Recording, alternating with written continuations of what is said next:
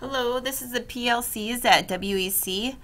This slideshow or this presentation was presented on October 10th, 2012 to all staff at West Education Center to provide them information with why we do PLCs and what our goals are for the year. Our objectives today are our learning intentions. At the end of this presentation, you will be able to state the purpose of PLCs, know our PLCs, know how to document formative assessments and vocabulary growth, be able to give one example of how to use the word wall in your classroom, and to celebrate collaboration. So what are PLCs? During this time, throughout the activity, we had people brainstorm ideas about what they thought PLCs were. There was a wide range of ideas of what PLCs are, and the groups discussed and shared that information. So PLCs, they're professional learning communities with groups of people that collaborate to create positive student outcomes, so student learning is a focus. They're also the purpose of our curriculum groups at WEC. Instructional staff are given information on which curriculum groups they should be going to on Thursdays, the second and fourth Thursday of every month. During those meetings, you can discuss information related to our PLC goal, which you will see in just a moment. There's three big ideas of PLCs that are very important to know and understand. The number one big idea is to ensure that students learn. So what do we want each student to learn? And in our case, we want them to learn academic vocabulary. How will we know when each student has learned it? We track this through formative assessments. How will we respond when a student experiences difficulty in learning?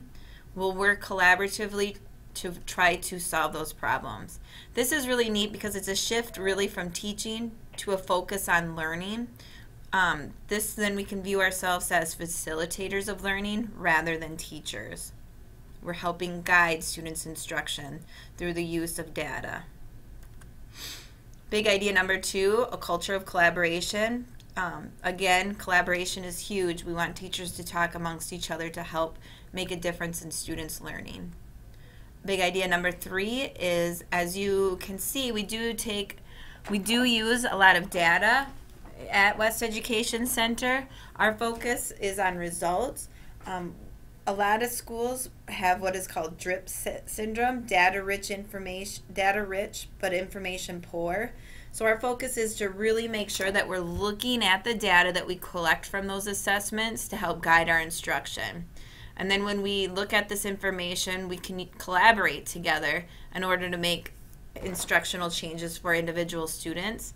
It's just best practice. The good news is that we're a little bit ahead of a game. Our district this year has adapted academic language for the 2012-2013 school year as our greatest area of concentration in the implementation of the Common Core State Standards.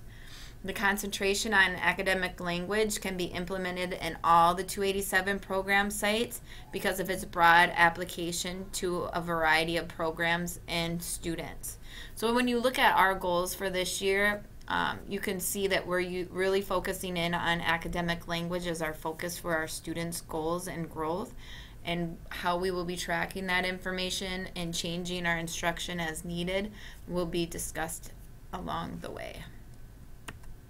WEC PLC vocabulary, just take a moment to read this.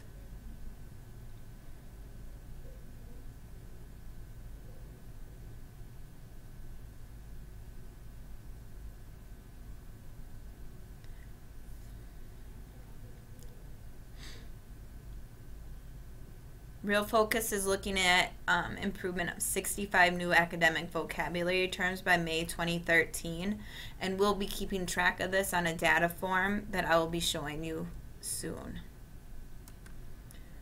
This is for West Academy, their goal for the year. And their data is being tracked by one individual down there. And if you have any questions regarding how that information is being gathered, you can speak to myself or Ms. Dewey. We have Read 180 at West Education Center, you may be a part of one of their classes, but we really want to see their SRI scores go up to ensure that this that the instruction is benefiting our students.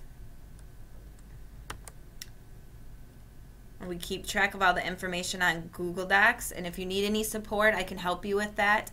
I'm going to, on a separate clip, show you how to actually enter in that data. We also are stressing the importance of documenting formative assessment. Again, I'm here to support you. I want you guys to be entering in at least one formative assessment once a week in whichever chosen subject area you would like. I would suggest that you do the curriculum group that you're a part of, so that when you are in your curriculum groups and you find yourself wanting to look at that information and how things are being documented or different activities that individuals are doing with students in the building that have been successful, you could use this document to help guide that conversation. Research on vocabulary acquisition, research on the importance of multiple exposures to critical words. This is a really important piece to really look at, and I would stress to you could even share this with your students, because it helps them understand why you are reviewing vocabulary words on a regular basis. It says, well, 4 encounters with a word did not reliably improve reading comprehension. 12 encounters did, thus improving reading comprehension. I also feel that it's important to state that because we are a special education setting, that research typically says to double that. So for most of our students, they would need 24 encounters in order for them to have that vocabulary word become a part of their everyday language. Word walls. We do have word walls in each classroom. This is an example of a word wall activity that you could do with your students.